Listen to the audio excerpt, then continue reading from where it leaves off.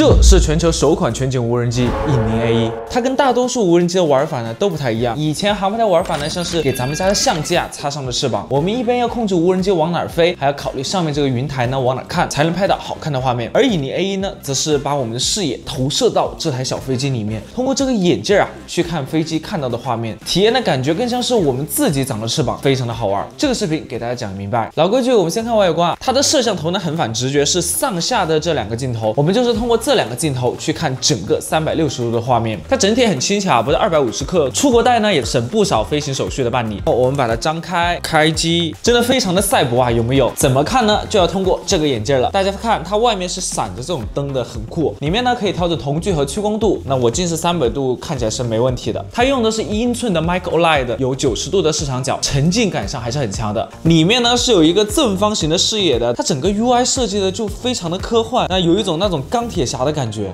那大家也看到了，這個眼鏡的這裡呢也是有塊屏幕的。它的作用呢就是當你帶着你女朋友出去飛無人機，人家在旁邊不好玩嘛，它呢就可以通過這塊屏幕看到我們眼中的世界，就很浪漫了。控制它起飛呢就要靠這個手柄了。OK， 現在我來到室外，給大家實際演示一下這個玩意兒有多好玩。然後我們起飛，它的使用邏輯呢是我手指向哪個方向，它就往哪兒飛。比如說我可以往上飛，然後往下看，好像我自己坐在這個飛機上的感覺，腿麻了我。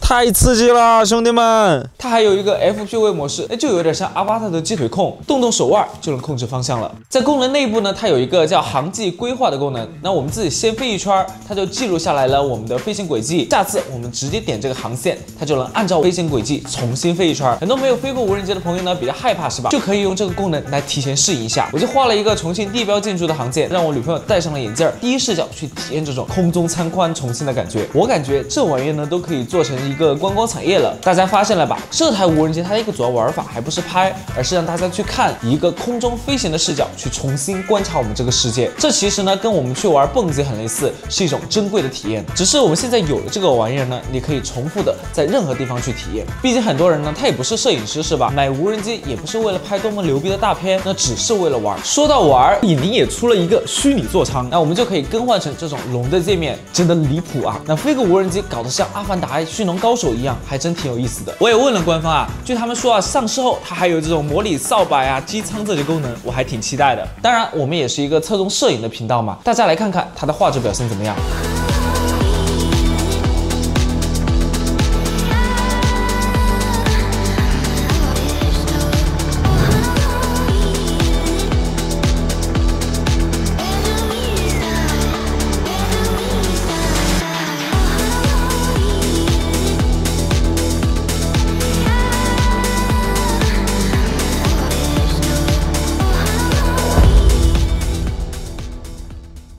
我的感覺啊，它的畫質跟影視家的旗艦全景相機 X5是差不多的，它最高能拍 8K 30幀、5.2K 60幀或者 4K 100幀的慢動作視頻。如果你是攝影師，喜歡這種炫酷的運鏡，那它可玩性就太高了。因為這個素材呢，它是包含360度的飛行畫面的，借助隱靈的這個後期軟件，同一段素材呢，我們就可以剪出不同的角度和運鏡。